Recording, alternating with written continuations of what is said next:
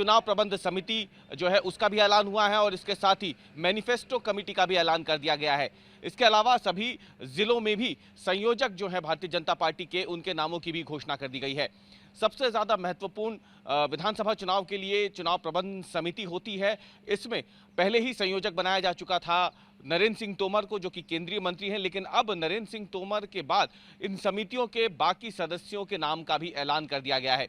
इन समितियों में अगर देखा जाए तो भारतीय जनता पार्टी के जो पुराने नेता हैं उनके साथ साथ ज्योतिरादित्य सिंधिया के साथ आए समर्थकों को भी जगह देकर के एक तरीके से संतुलन बनाने की कोशिश इस समिति की सूची को देखकर लगता है कि की गई है।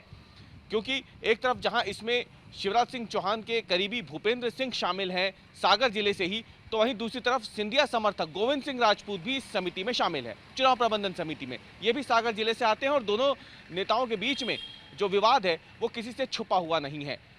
इस बीच में अगर देखा जाए तो मुख्यमंत्री शिवराज सिंह चौहान, प्रदेश अध्यक्ष वी.डी. शर्मा, केंद्रीय मंत्री ज्योतिरादित्य सिंधिया के अलावा शिवराज सरकार के 4 कैबिनेट मंत्रियों को इस समिति में जगह मिली है। इनमें नरोत्तम मिश्रा भी शामिल हैं, भूपेंद्र सिंह है, गोविंद सिंह राजपूत है, तुलसी सिलावट है। इसके अलावा आपको बताएं तो केंद्रीय मंत्रियों में नरेंद्र सिंह तोमर के अलावा प्रहलाद पटेल और फग्गन सिंह कुलस्ते को भी इस समिति में जगह दी गई है। हालांकि जो वीरेंद्र खटीक हैं, एक और मंत्री हैं कैबिनेट में मोदी सरकार की, उनको इस समिति में जगह नहीं दी गई है। वहीं दूसरी तरफ शिवराज सरकार के सबसे वरिष्ठ विधायकों में से एक और मंत्री जो हैं शिवराज सरकार में, पीडब्ल्यूडी मंत्री गोपाल भार्गव, उनको भी इस समिति में जगह नहीं मिली है। ये कहीं ना कहीं बात खटकती हुई सी दिख रही है। लेकिन इस बीच आपको बता दें कि मैनिफेस्टो कमेटी का भी ऐलान हुआ है। मैनिफेस्टो कमेटी में जयंत मलैया को प्रमुख बनाया गया है मैनिफेस्टो कमेटी का।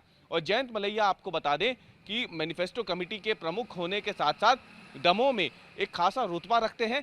पिछले चुनाव में आपको बताएं कि दमोह में हार का सामना करना पड़ा था हालांकि जयंत मलैया को। उसके बाद से ही कयास लगाए जा रहे थे कि क्या जयंत मलैया का जो राजनीतिक कैरियर है वो दमोह सीट पर खत्म हो गया है। लेकिन अब जिस तरीके से जयंत मलैया को प्रमुख बनाया गया है मैनिफेस्टो कमेटी का, कुछ दिन पहले ही उनके बेटे को पार्टी में वापस लाया गया था, तो ऐसे में माना जा रहा है कि एक तरीके से दमोह में मलैया परिवार को भारतीय जनता पार्टी साध कर रखना चाहती है, क्योंकि भीतरघात का खतरा दमोह में जो है वो बना रहेगा और ऐसे कहीं ना कहीं पार्टी का नुकसान हो सकता है। तो कुल मिलाकर देखा जाए तो 2 महत्वपूर्ण समितियों की घोषणा भारतीय जनता पार्टी ने कर दी है।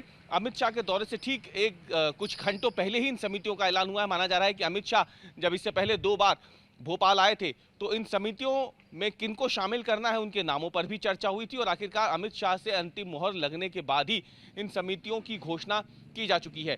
कुल मिलाकर देखा जाए तो भारतीय जनता पार्टी में चुनाव से ठीक पहले अब अपनी चुनावी तैयारियों को तो तेज किया ही है, इसके साथ ही दिग्गज नेताओं को जिम्मेदारी देकर के भारतीय जनता पार्टी किस रणनीति के तहत विधानसभा चुनाव लड़ेगी, अब उसकी तैयारियां भी शुरू कर दी हैं।